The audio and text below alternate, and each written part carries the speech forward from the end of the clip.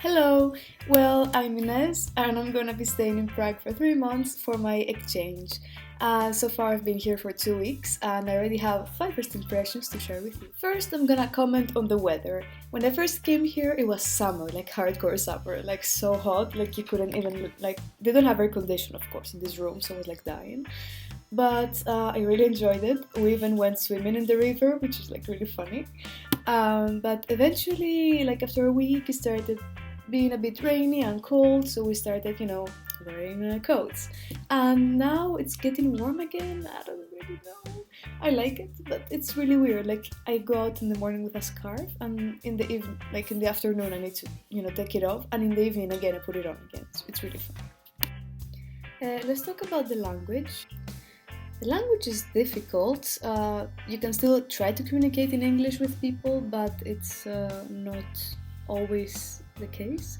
So that's why I'm gonna learn some Czech. This is my book. Today I had my first lesson of Czech, and it's scary. It's a difficult language. It's a challenge, definitely, but I want to be able to at least speak to the lady at the supermarket. If I can do that, it's good. Let's talk about the inhabitants of Prague. How about that? So, in my experience, they're a bit rude. Yes, they're rude. I went to a bakery because I saw some nice cakes and I wanted to try them, and I wanted some coffee as well. I went there with a friend and we were like, okay, with like this, and this. So we had each one cake, each one coffee, and we had a cake that we wanted to share. So we're trying to order, but they understand English, they can speak English, the ladies at the bakery, but they're not really nice to us.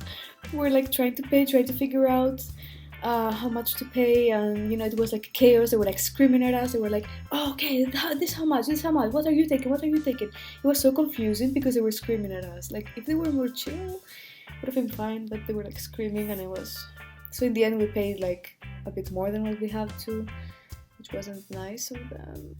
But the cakes were tasty. Next first impression is on the public transport in Prague.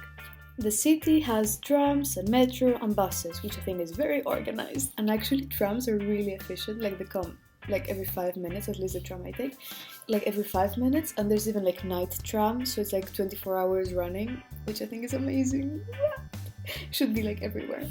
But I noticed in the trams there's some kind of hierarchy for who gets the seats, because there's limited amount of seats and a lot of space for standing people.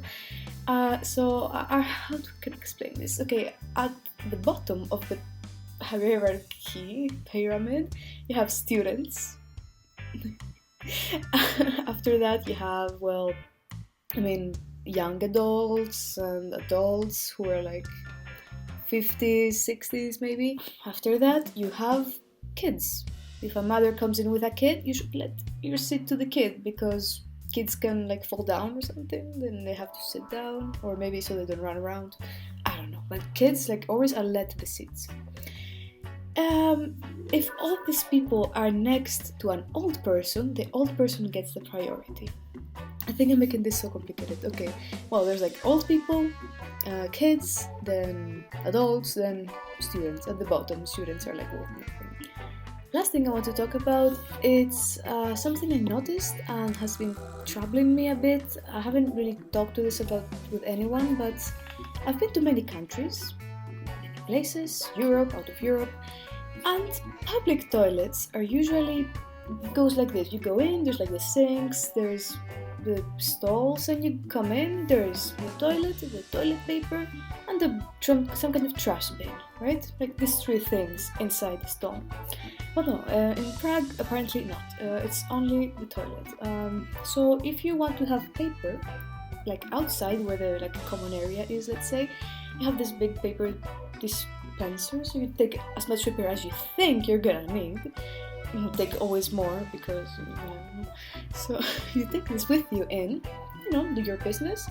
And if you're a woman like me and you are in your period and you need to throw away what you use in your period, then there's no place to dispose of it. You just have to wrap it in the extra paper you took previously, and then get out in the common area where everyone's like waiting to get in or like washing their hands or something, and you need to go to the bin and like throw it.